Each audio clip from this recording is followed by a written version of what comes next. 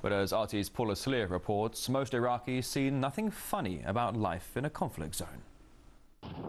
Manning a checkpoint all day must get boring, which is perhaps why Sergeant Dunson and his partner admit they passed the time playing jokes on unsuspecting drivers. In this YouTube posting, Dunson describes how they planted a grenade in an Iraqi man's car.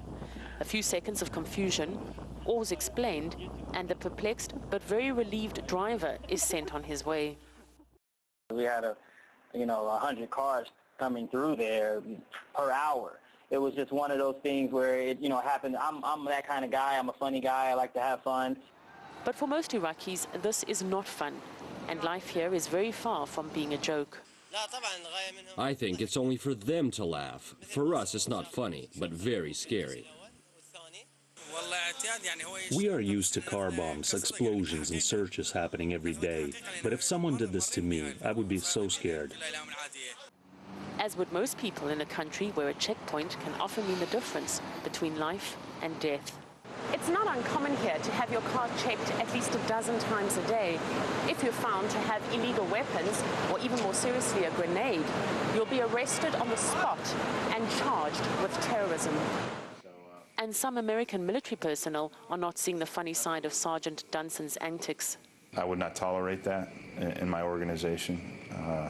I don't think that's conducive to gaining to the partnership with the federal police, or certainly entrusting their confidence in us, or the people, for that matter, trusting in the federal police. Dr. Fadhil al-Badrani has never been pranked himself, but claims to have witnessed American soldiers displaying even more alarming behavior. I personally know of many cases where soldiers would take a bet and, for example, hit an Iraqi citizen, just for fun. There were cases where people died from this so-called fun.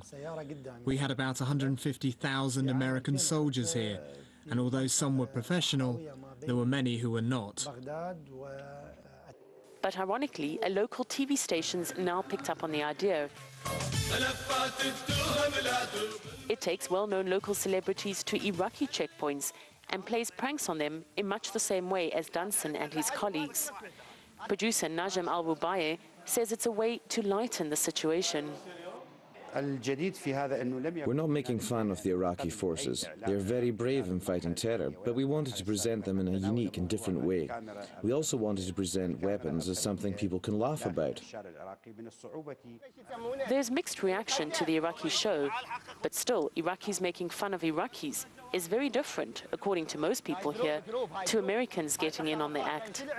And with people still being killed in Iraq every day, there is a constant reminder that terrorism is no laughing matter.